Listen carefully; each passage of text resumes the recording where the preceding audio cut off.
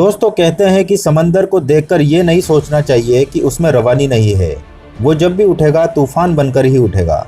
शायद उसने अभी उठने की ठानी नहीं है। कुछ ऐसा ही हुआ था उस दिन उस मैच में। ये कहानी है उस रिवेंज की जो लाखों क्रिकेट फैंस के दिलों में धड़कता है। ये कहानी है उस बदलाव की जो तूफान आने के बाद आता है। ये कहानी है उस दर्द की जिसमें दर्द तो होता है लेकिन उसमें कुछ मरहम नहीं होता। तो शुरू से शुरू करते हैं। ये बात है 6 दिसंबर 2019 की, जहां हैदराबाद में भारत और वेस्टइंडीज के बीच मैच खेला गया था। इस मैच से ठीक 2 साल पहले 2017 में भारत वर्सेस वेस्टइंडीज का वो मैच जिसमें विलियम्स ने विराट कोहली को आउट करने के बाद कुछ इस तरह सेलिब्रेट किया था। लोगों का दिल दहल जाता है इस खिलाड़ी से पंगा लेने में, और ये बंदा तो सामने खड़े होकर विराट की रसीद काट रहा था। इसका अंजाम क्या होने वाला था इसकी गवाही तो सिर्फ वक्त दे सकता था और कोई नहीं, क्योंकि ये बंदा विराट की निगाहों में चढ़ चुका था। और जब विराट फॉर्म में हो तो बॉलर का नाम कुछ भी हो फर्क नहीं पड़ता, अंजाम वही होता है जो विराट चाहता है। और यहीं से शुरू होती है रिवेंज की स्टोरी। उस सेलिब्रेशन के बाद विराट पूरी तरह से नाखुश थे, क्योंकि मैदान पर विराट का अपमान हुआ था। एक ऐसे खिलाड़ी का अपमान हुआ था जो क्रिकेट का किंग कहलाता है,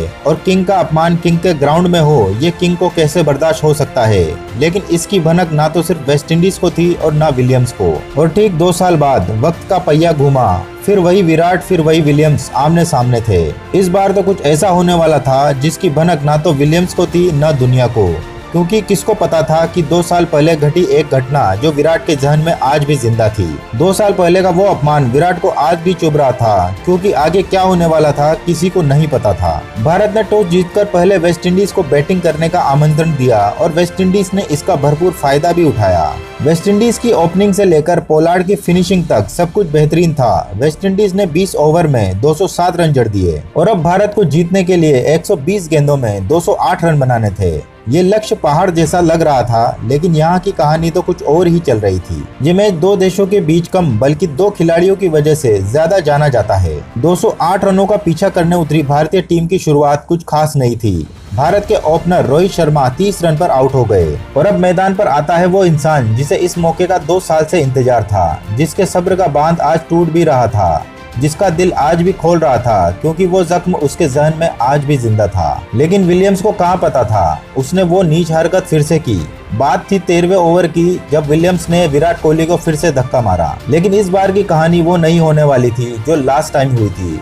इस बार का अंजाम कुछ और ही होने वाला था। इस बार तो इतिहास लिखा जाने वाला था। इसके बाद विराट ने वेस्टइंडीज की वो धुनाई की कि वेस्टइंडीज 207 रन बनाने के बावजूद भी भारत से हार जाता है। उस मैच में विराट कोहली ने 94 रनों की बेहतरीन पारी खेली थी। एक ऐसी पारी खेली थी जो विलियम्स के पूरे करियर को खत्म कर देती।